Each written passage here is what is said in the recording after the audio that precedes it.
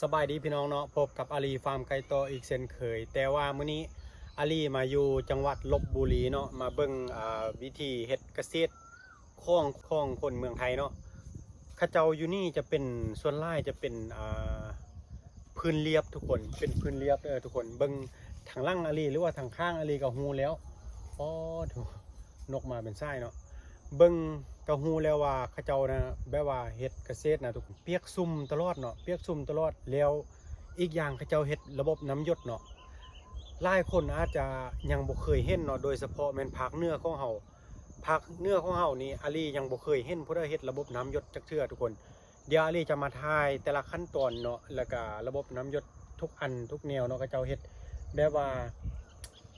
มีทั้งแบบว่าปั๊มน้ำหรือว่ามีแบบเป็นทรายยาวๆลงมาเลยทุกคนละเอียดเนาะอาลีก็ห้ามาเห็นนี่แหละเลยก็เลยแบบว่ามาเฮ็ดคลิปให้ทุกคนเบิ่งนำกันเพื่อเป็นแบบว่าความรู้ให้กันเนาะเพื่อว่าคนที่มีต้นทุนอยากเฮ็ดแบบนี้ทุกคนลองมาเบิ่งนำกันเนาะเป็นอันใดก็ติดตามเบิ่งนำกันอาลีก็อธิบายแบบว่าอธิบายไปแบบว่าบละเอียดบ่เก่งก็ให้ทุกคนเบิ่งภาพแล้วก็ไลเนาะแล้วก็เบิ่งตัวจริงที่อาลีถ่ายลงไปนี้ถ้าผู้ใดแบบว่าคิดว่าเฮ็ดได้แล้วก็ลองเฮ็ดเบิ่งเนาะทุกคนเนาะเดี๋ยวอาลีจะถ่ายเลยก่อนอื่นนั้นอาลีต้องให้ทุกคนเบิ่งพืชพันธุ์ต่างๆที่เขาเจ้าปลูกเนาะอันนี้จะเป็นฤดูแล้งที่ทุกคนรู้จักเนาะเดือน1เดือน2เดือน3เดือน4เดือน5เนาะทุกคนแต่ว่าเป็นหยังเขาเจ้ายังเฮ็ดได้เนาะคือแบบว่าเฮ็ดคืออยู่บ้านเฮาปกตินั่นน่ะฤดูฝนอยู่บ้านเฮานี่ท่าแต่ฤดูฝนเนาะแต่ว่าบอนอื่นอาลีก็บ่ฮู้แต่ว่าภาคเหนือนี่อาลีไปเบิ่งแล้วก็เคยเฮ็ดแล้วเฮ็ดแต่ฤดูฝนเท่านั้นทุกคนแต่ว่าของเขาเจ้ายังเฮ็ดได้ย้อนว่าเขาเจ้าเฮ็ดระบบน้ำหยดทุกคนเบิ่งเป้าความกว้างสุดสายหูสายตาทุกคนอ้อมหอบนี่จะเป็นสาลีทั้งหมดเลยเนาะเบื้องนี้จะเป็นสาลีส่วนเบื้องนี้ทุกคนเนี่ยอันนี้ยังเป็นสาลีอยู่ส่วนเบื้องนี้จะเป็นอ้อยทุกคนเบื้องหั่นพอสุดยอดเป็นอ้อยเนาะเป็นอ้อยทั้งหมดตรงนี้เนี่ยอาลีจะพาทุกคนมาเบื้องเนาะเขาเจ้าเฮ็ดนะโอ้มาเห็นเฮาก็รู้สึกแบบว่าเปียกหูเปียกตาเนาะแล้วก็เบิ่งเป็นความรู้ให้เฮาได้สินะเอามาเบิ่งนำกันพี่น้องถ้าอาลีอธิบายผิดพลาดหรือว่าอธิบายบ่ชัดเจนบ่เก่งก็ขอโทษขออภัยเด้อแต่ว่าอาลีบ่มีเจตนาอย่างอื่นเนาะอยากให้เบิ่งเป็นความรู้เพื่อว่ามีคนอยากไปพัฒนาไปเฮ็ดสินะเนี่ยเขาเจ้าจะเฮ็ดเป็นแถวแบบนี้เนาะเขาเจ้าจะเฮ็ดเป็นแถวแบบนี้นี่งามๆกว้างๆสุดสายตาเลยอาลีบ่แน่ใจว่าจักเฮกตาร์เนาะฮู้แต่ว่าแบบว่าโอ้กว้างขวางขนาดเนาะโบแน่ใจว่าอันนี้มันจักเจ้าเนาะทุกคนเบิ่งพุ่นอันนี้อาลีจีแบบว่าอันนี้มันถ่ายแบบปกติได้ถ่ายแบบว่ามุมปกติตัวนี้นะป้าถูกความกว้างสุดสายตาสมพอแหละคนไทยเขาเจ้าเนาะอาลีท่ามเขาเจ้าว่าเฮ็ดส่วนนี่คือว่าได้ไล่แต่เขาเจ้าว่าได้เป็นเส้นเนาะได้เป็นเส้นนี่แบบว่าอย่างต่ำเลยทุกคนอย่างต่ำนี่ได้เป็นเส้นบาทเนาะอันนี้แบบว่ามาทายให้ทุกคนได้เบิ่งเนาะเพื่อเป็นแบบว่าความรู้หรือว่ายักเอาไปนำใช้และที่สำคัญทุกคนเฮ็ดเป็นห้องแบบนี้แบบว่าสะดวกสบายในการตัดในการแบบว่าอนามัยยังก็แล้วแต่เนาะแต่ว่าที่สำคัญทุกคนเบิ่งนี้อันนี้จะเป็นระบบสายน้ำหยดของเขาเจ้าเนาะนี่ระบบสายน้ำหยดบ่แน่ใจว่าพี่น้องคนลาวเขาเคยเห็นบ่หรือว่าบ่เคยเนาะผู้ใดเคยเห็นกะหรือว่าเคยเฮ็ดมาผ่านมาอย่าลืมคอมเมนต์บอกกันเด้อแล้วสำหรับการเฮ็ดเนาะอาลีบ่ฮู้ว่ายากหรือง่ายเนาะตามเบิ่งนี่ก็น่าจะโอเคอยู่ช่วงที่มันยังหญ้าบ่ขึ้นหรือว่าผลผลิตของเฮายังบ่ขึ้นแบบนี้เนาะยังบ่ขึ้นต้นมาเบิ่งฝากนี้ โอ้ฝากนี้ก็จะเป็นยอดบวบทุกคนยอดบวบมักแตงมักฟักเนาะนี่น่ากินขนาดโอ้ยเนาะเป็นตาลักเนาะอยากลักเจ้าเด้เนาะโอ้สุดสายตาเขาเจ้าจะเฮ็ดเป็นแปลงๆแบบนี้เนาะเขาเจ้าเอิ้นเป็นแปลงๆเนาะส่วนเฮาบ้านเฮาเอิ้นว่าเป็นน่านทุกคนเป็นน่านเนาะโอ้สุดยอดกว้างสุดสายตาบ่แน่ใจว่าแม่นของเจ้าเดียวหรือว่าหลายเจ้าเนาะแล้วเฮามาเบิ่งเอาทุกคนนี่โ กับบรรยากาศสุดยอดเนาะอันนี้เป็นจังหวัดลพบุรีเนาะจังหวัดลพบุรีเลยแหละแต่ว่าบ้านมะข้ามบ้านมะม่วง7 ต้นเนาะเขาเจ้าเอิญแต่ว่ามันเมืองมันเมี่ยงเขาเจ้าเอิญว่าพุทธมณฑลอะไรกับโบเนใจเนาะแล้วอันนี้จะเป็นระบบน้ำหยดเนาะอันนี้จะเป็นท่อเขาเอิญท่อยังว่าท่อ PVC เนาะท่อน้ำเนี่ยมันเป็นแบบนี้ทุกคนแล้วมันมีบอลปิดเปิดง่ายๆเลยบอลปิดเปิดเนาะหลังจากที่เขาเจ้าดูดนำอยู่พุ่นมาซาท่อยาวๆตัวนี้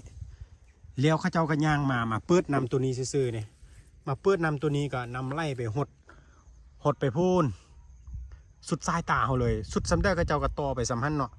เพราะว่าอยู่บ้านเขาน่าจะง่ายในการสั่งซื้อตัวนี้บ่เนาะอยู่บ้านเขาอันนี้คือบ่เคยเห็นนะอยู่ทางเหนือโดยเฉพาะทางเหนือเนาะมันเป็นส่วนใหญ่จะเป็นดินภูเขาพี่น้องอันนี้ก็เลยแบบว่าบ่เคยเห็นแบบนี้เนาะแต่ว่ามาเห็นนี่ก็รู้สึกแ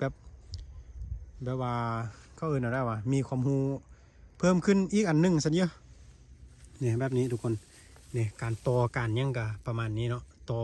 แล้วก็จะมีตัวข้อต่อมันอีกอันนี้จะเป็นแบบว่าสายยางแต่ว่าโบแน่ใจว่าไซทนบอหรือว่ากุมปี้บอตัวนี้นะถ้าพี่น้องคนไทยคนได้เห็นเนาะหรือว่าฟังบ่เข้าใจภาษาลาวหรือฟังเข้าใจก็รบกวนคอมเมนต์ได้เด้อพี่น้องอันนี้โบแน่ใจว่าไซกุมปี้บอเนาะถ้าพี่น้องคนไทยได้ยินหรือว่าเห็นก็อย่าลืมคอมเมนต์บอกกันเนาะว่ามันกุมปี้บอตัวนี้นะทนบอตัวนี้นะยักษ์หูคือกันเนาะโอ้สุดยอดทุกคนเลี้ยวมันยาวฮอดพี่อันนี้ก็น่าจะเกี่ยมเนื่องจากว่าเขาเจ้าเก็บเกี่ยวเรียบร้อยเนาะบ่แน่ใจว่าแม่นมั้ยยังเดี๋ยวเอาไปเบิ่งมั่วๆเลยพี่น้องโอ้ยอยากได้ไปใส่บ้านเฮาเนาะแต่ว่าบ้านเฮาเนี่ยโอ้แห้งแรงหลายอีกอย่างการที่ลงทุนตัวนี้บ่แน่ใจว่าเขาเจ้าใส่งบเท่าไหร่เนาะอันนี้ก็จะเป็นพวกทั่วเนาะทั่วยาวนี่ตัวนี้จะเป็นจักรดูดน้ำข้าเจ้าน่าจะเจาะน้ำบาดาลเนาะเจาะน้ำบาดาลขึ้นมาหลังจากนั้นก็ต่อใส่ท่อตัวนี้เนี่ยมันจะมีจักรแล้วก็พอต่อท่อตัวนี้สมพอแล้วข้าเจ้าเห็ดข้าเจ้าว่าไล่ละเส้นก็จะเมียนอันเฮกตาร์นึงเนาะเฮาเอิ้นเฮกตาร์ไล่ละเส้นข้าเจ้าได้ว่าสิข้าเจ้าเว้าให้ฟังเนาะอลีก็มาถามข้าเจ้าอยู่บอนอุดมสมบูรณ์ก็อาจจะได้ไล่ก่อนนั้นเนาะอันนี้ตามที่ข้าเจ้าเว้ามาป๊อดโถพี่น้องพุ่นอลีกับบุกาย่างไปแล้วพุ่นน่ะหยานลงเลยป๊อตัวนี้ข้าเจ้าเก็บเกี่ยวอันนี้มันซาลีคือกันเนาะอันนี้ซาลีบ่แน่ใจว่าปลูกแล้วหรือยังแบบนี้นะแต่ว่าข้าเจ้ามาไถเรียบร้อยป๊อดสุดยอดพุ่นสุดสายตาเลยโอ้อยากให้มาเห็นตัวจริงเด้เนาะถ้าผู้ใดแบบว่ามีทุนมีฮอน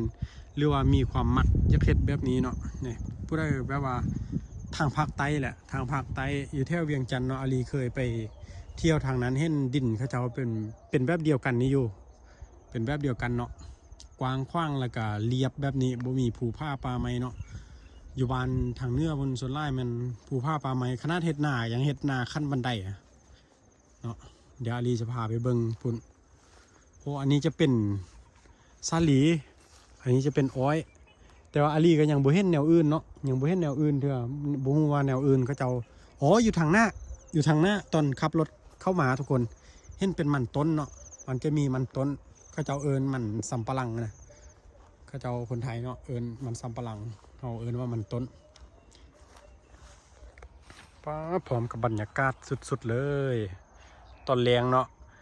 ฟ้าลังฝนเนาะฟ้าลังฝนแปลว่ามันฝนเรามันพะมาซะเดียวมีลมหนาวมาแต่บนนี้ฝนยังบ่ฮอดสินะโอ้อันนี้ส่วนอ้อยกำลังขึ้นงาม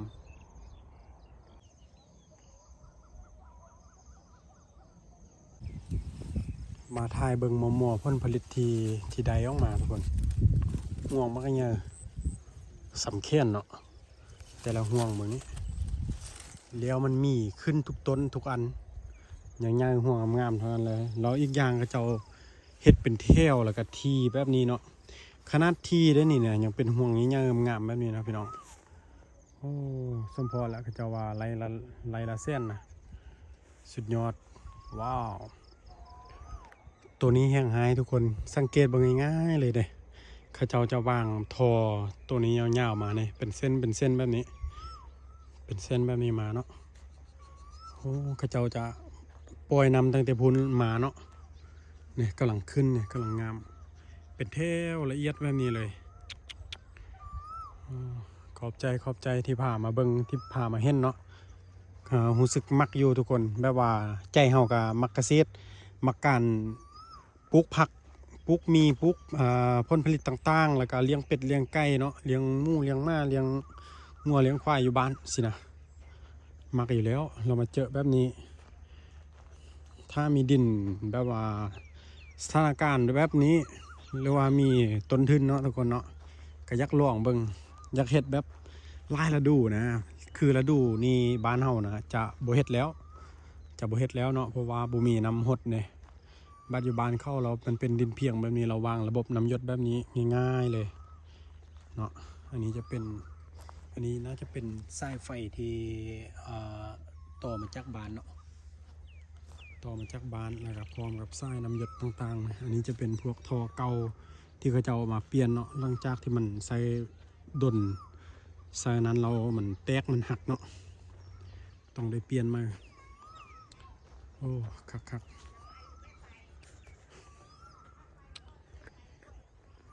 โบแน่ใจนะทุกคนว่าที่เขาเจ้าว่าไลลาเซียนนี่แมนแทบหรือว่ามันแมนลิ้นเนาะแต่ตามอาลีเบิ้งเนาะคือจิได้แทบว่า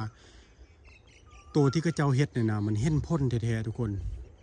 เนาะแล้วก็เฮ็ดบ่ได้เฮ็ดน้อยๆเฮ็ดลายบ่เดียวเลยนะ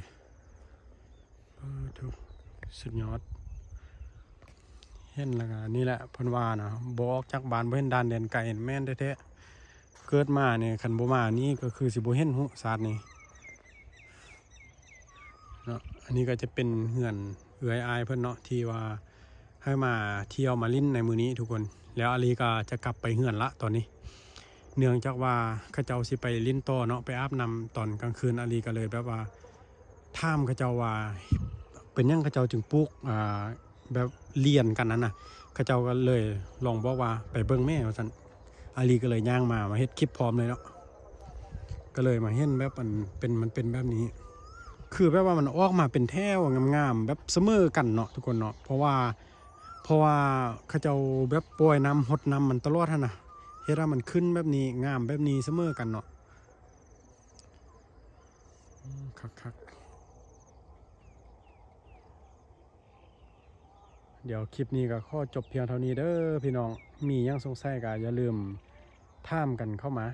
ขอบใจหลายพี่น้องสบายดี